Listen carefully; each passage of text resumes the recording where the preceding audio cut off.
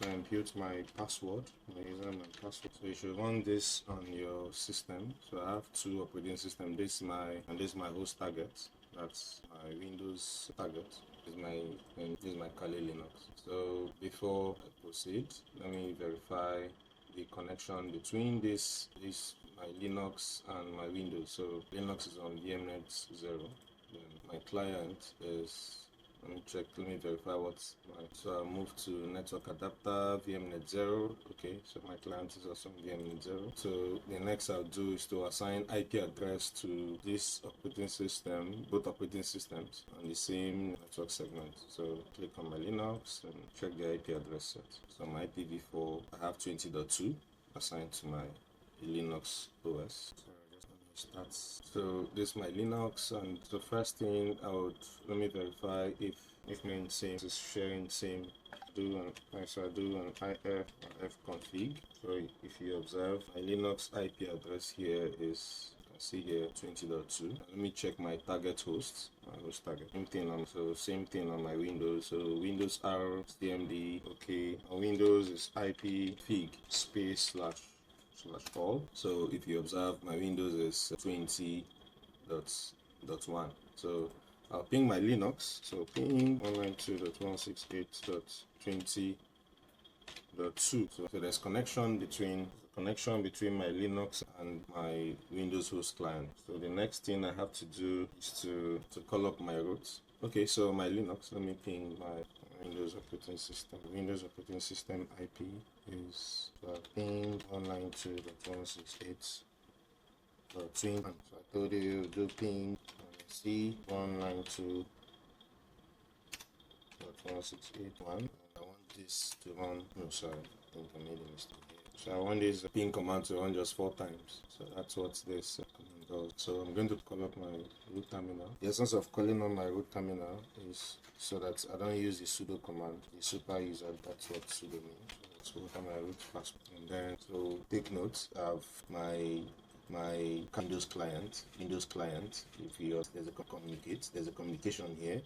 There's also a communication here. In a situation whereby your Linux can gain access to your Windows, you should know that firewall is enabled. So all you need to do is probably, because it's just for practice, it's probably to, on your search, that's on your client OS, you just do Windows firewall, and when this pops out, then you up Windows firewall.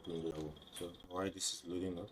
Sorry for I'm running so many instances on my machine. So sorry for you just have to bear with me on this. So I'm running so many instances. So let me go to my client.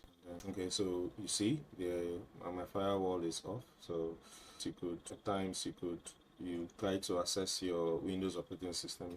It's off. So you do this on the Windows firewall on or off. So that's why I do this. If you don't turn firewall off, your firewall could prevent your Linux OS from accessing your Windows via ICMP or that port open. So I'll do a command set to hit on my Linux OS. So I'm going to run. Remember, this lab is. I told you what this lab is.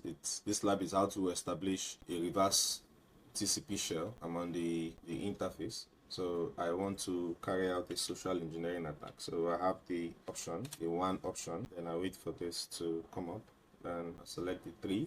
I want to run an infectious media generator so that I will launch into my Windows client. So I'll select the 2 option. Then take note, I told you what this lab is all about. It's about creating TCP shell on Windows. So impute 1. Then it's asking me IP address for payload listener. So when this payload is installed or is launched or is planted into the Windows target, it's like a question, where do you want me to, who is going to listen to all these sessions? My target is Windows, and I'm using my Kali Linux as an attacker. So my Kali Linux IP address, it's going to be imputed here. So when I run the if config, so just in case so you don't make any error here, you could actually run the if to get your Linux IP. So if you observe, my Linux IP is this 192.168.20.2. So I'll return back to my root and I'll impute this here. So it's asking me what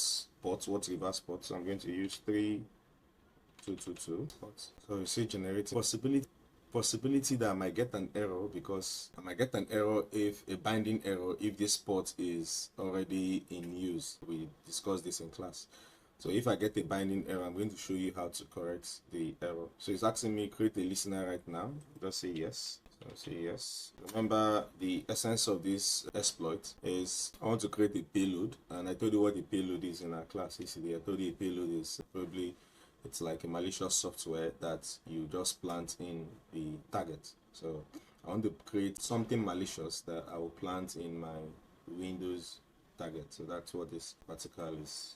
So why this is on, just to be on a safer side, let me check if, so you see it's creating the Metasploit configurations for you. So I didn't get any error.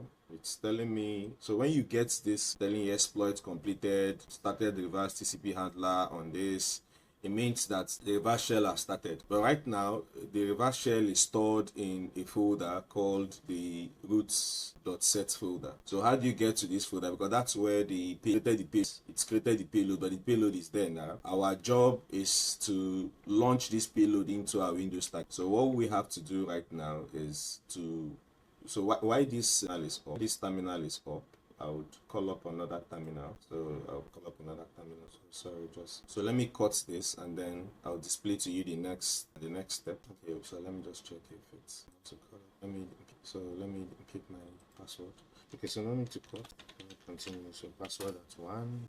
Practice. Okay, so I have another terminal. So if, for example, you had gotten an error message here telling you binding error. Now, binding error basically means that the port it's used by another service. So assuming I got that message, I had gotten a binding. Binding means that this 32222 it's being used by someone else. So if I get that kind of error, you have to do something. You have to verify who is using that port, and the only way you could verify that is you call up your root and then you type this command is called the list file command. So you say the LSOF and then you do a colon. I want to check if that port is available. So I'll do a 3222. So you see, I believe this, what you're seeing here, it's basically what I just did. So this is also how you verify if what you've done is fine.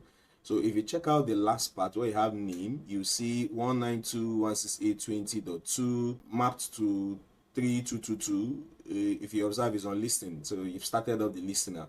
So if, for example, I want to use this 3222 port for something else, I will have to stop this port, right? To stop this port from being mapped to 20.2 for whatever reason it's mapped for. So if I want to do this, I have to kill this PID, right? So if, for example, I want to stop this, or maybe I'm getting a binding error there, I would get here and type kill, then I type the PID number. So the PID number there is 7192. So if you hit enter, it's going to kill the process automatically, but I'm not killing my process because I just started this. So the next thing I'll do is, I'm on root right now. I want to get to this to the payload to check out if the payload E has been created. So while I'm on root here, I'll type cd and then I'll use the /set to get in the, so you see I'm on this directory. So if you observe, I have the payload, so it's created here already for me. So what I have to do right now is you could also do to list them in kind of an organized format. So you see, still same thing. So what I want to do right now is I want this payload file to be uploaded to my client. That's by default, what I'm supposed to do is to copy this file to a flash drive and then send it to the Windows client. But you could do something. You could network client to this set, right? So you wouldn't have this stress of really trying to pull this out. So we're going to create a web server and then point that my connection between my client and my Kali Linux server. I want the situation if my client keys in the IP address of my server, like I want to convert this. Sorry, I want to start up a web service feature on my Kali Linux, so my client can actually point to him and download it directly. instead of copying to Flash. And so what I have to do right now on my client, before I do this, let me try something. So I'm on my client right now. So let me call up a web browser. So Microsoft Edge. Remember, I have a link already. So let me do http://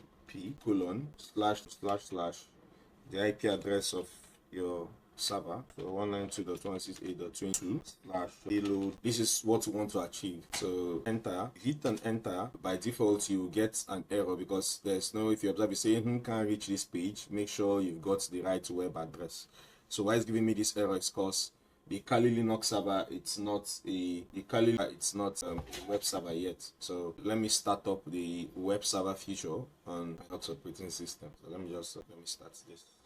So Linux right now. So there's only one very important thing you could do. So what you do is to start up a service that is called the Nginx. Right?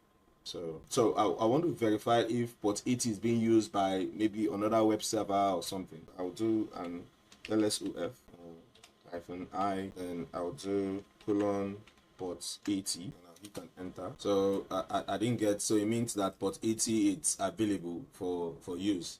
So I'll start up the command. So I'll say sudo cp, I told you cp is copy v/load I want it to be mapped to my web server. So that's the web service, the var, that's the web service directory. That's www.html. Yeah. So as you can see, this, it's an indication that it's mapped, right?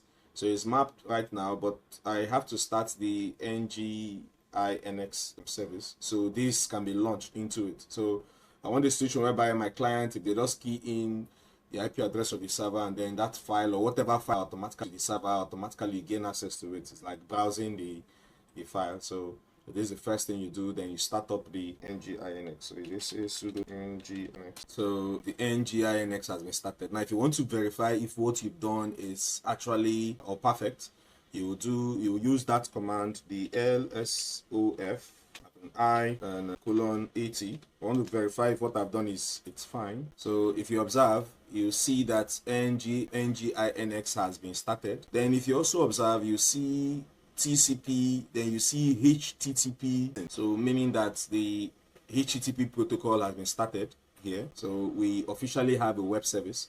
So at this instance, you go to, remember why I'm running this, I still have my set toolkits, like my exploits still here waiting for me. If you observe, it's saying no session started. So remember this window, you have to keep this window on. So right now I'll go to my client to download this .pxe, sorry, this, click on my client and then I'll reload this. But you know, before we're running an exploit, and when an exploit means you're trying to exploit a client or like a host. So we have to turn off our what do you call it? We have to turn our antivirus. So because your antivirus definitely is going to see this man antivirus. So like mine is on the threat protection. So I'll just say manage settings. And this real-time protection, I'll just turn it off and saying this. So I'll just say yes. So you know, if you want to launch this to a host target, maybe for penetration testing, you have to make a very good construction so that your client or the host will have to download the file. You know, you could make a construction, a phishing construction, like, hello, please download this file to get 40% discount. I'm telling you how they normally phish they phish targets. So the hacker will impute a draft message like, hello, please download this file, turn off your antivirus, else you won't be able to install it. You know, that kind of message. So this is what they do. So I'm here right now, so I'll refresh to see if there's now a connection. So you see down here, you see want you to download payload. So let me, you could either save this payload or you could run it directly, right? So before I run this, let me go to my Linux client. You observe that there's nothing started here yet. Here is just, but you observe this, and that's how the hack is done. So if the client has not run this or hasn't downloaded, that's what I've been saying in class.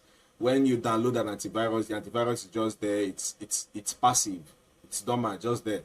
But immediately you install it on your machine, automatically the malicious software starts working or start running or it starts executing some commands. So I'll just run. So I click on, and then so this is what always happens when you download software. So you see nothing happens again, and you'll be wondering, but I just clicked on run, how come the software is not installing? Okay, nothing.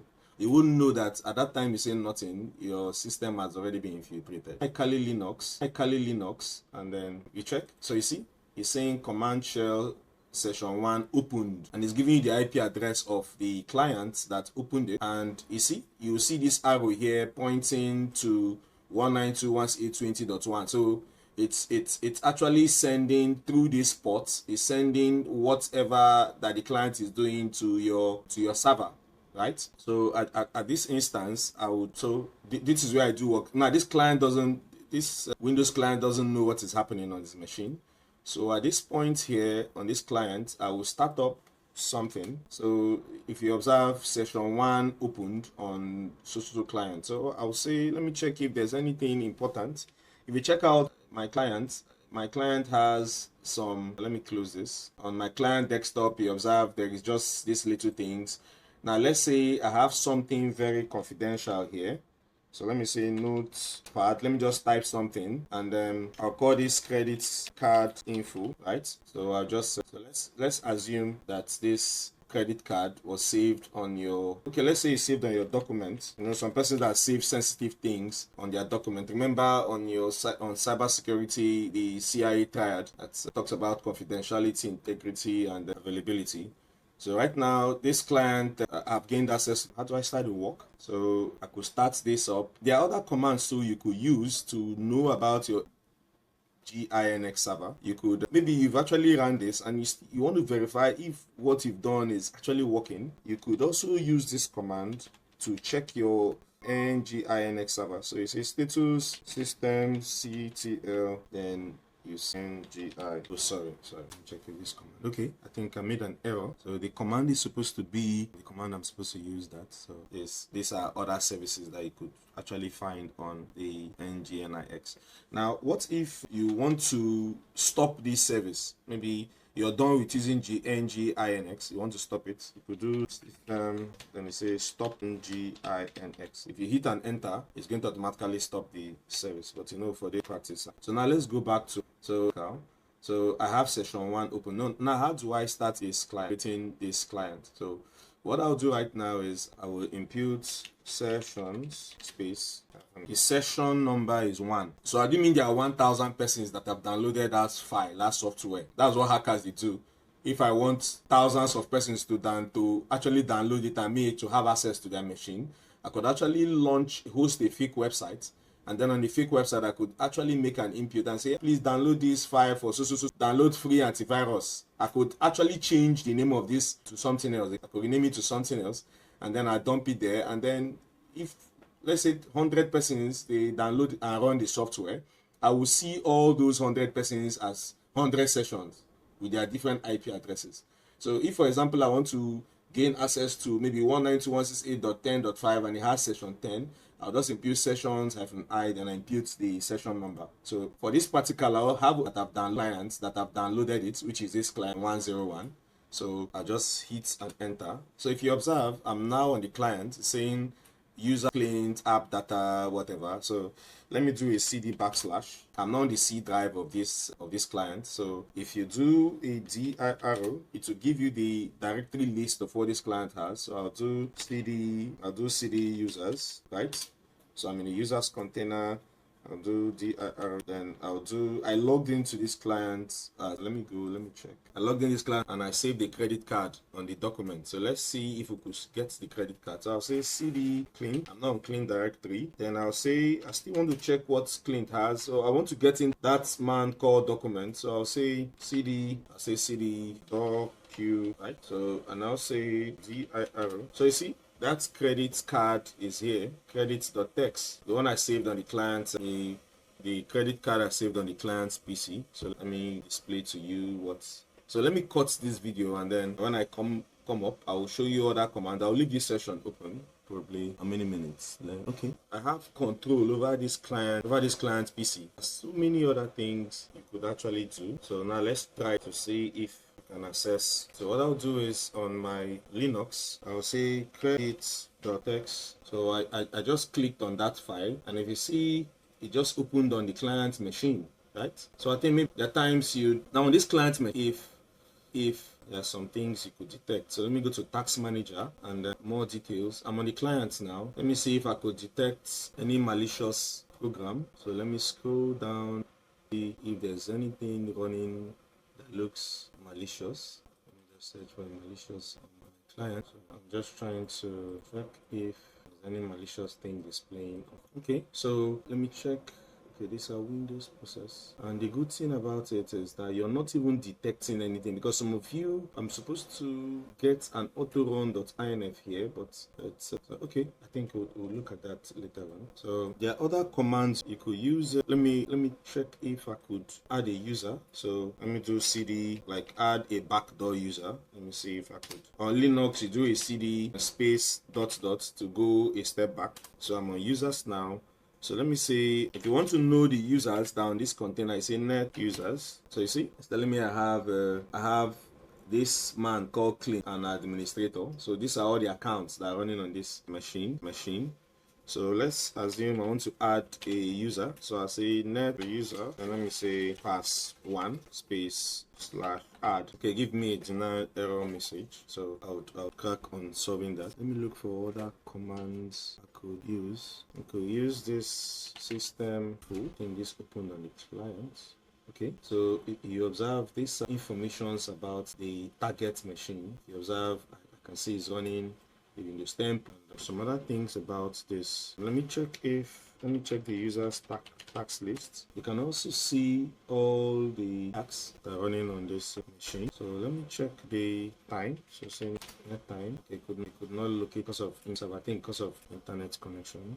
So I think these are some things you could actually do on this machine. So if you see, this is a Payload.exe running on the machine, the PID. I want to get this on the machine. So let me go to services, and these are default Windows services. So these are just little things you could actually get. And you can actually use a Linux operating system to find out so many things about a system. So if, for example, now I want to stop this pxe.exe on this machine, how do I do this? I could do a task kill f. The PID of this payload.exe, if you observe, is 448. So I'll say 448. I'm sorry, the command is supposed to be PID and 4448. So if I hit and enter, it's going to automatically stop this service from running. So these are little, you could actually view system logs of this machine. So if I'm the network administrator of a company, I want to check out what are the logs. So if you observe, I have event log files of, I want to know, okay, let me check if Nginx, because we broadcasted an info, a very important security info. Shouldn't do any installation on their machine, and let's say some users did some installation. Now I want to find out if there is.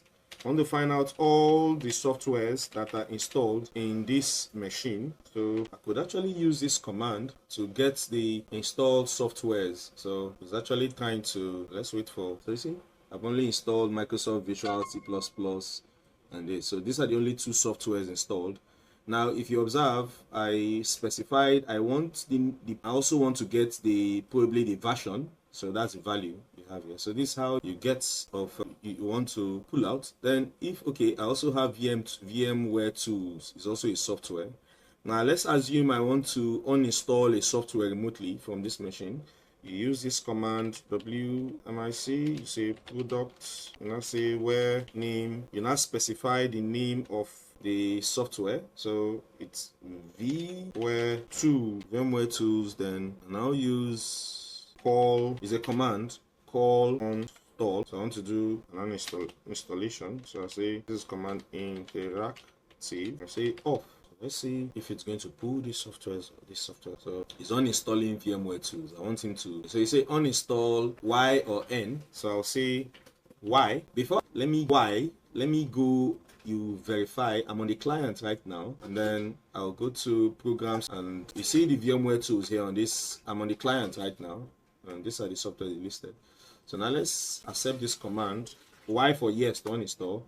So I've done the Y, and let's see if it's going to pull this. Let's wait. It's going to pull this software on this machine. So let's just verify. So it's a method execution successful. So let's check if the client have it. So let me go back and return here again. See if that software is still. If it's not there, I would have to restart the machine or something. So I know if you restart the machine, it's going to see that this is VMware 2. So it's pulled out. So this is how you uninstall you uninstall remotely on this thing. Then you want to find, let's say for used Wi-Fi, maybe he's connected to Wi-Fi on several instances, and then I want to know the password that this man has been all Wi-Fi he has visited. I could use this command called the netran profile. So this is another command. You say the wireless autoconfig service is not running. So I think why it's giving me this command is because this is a VMware client. If you observe, there's no wireless here. So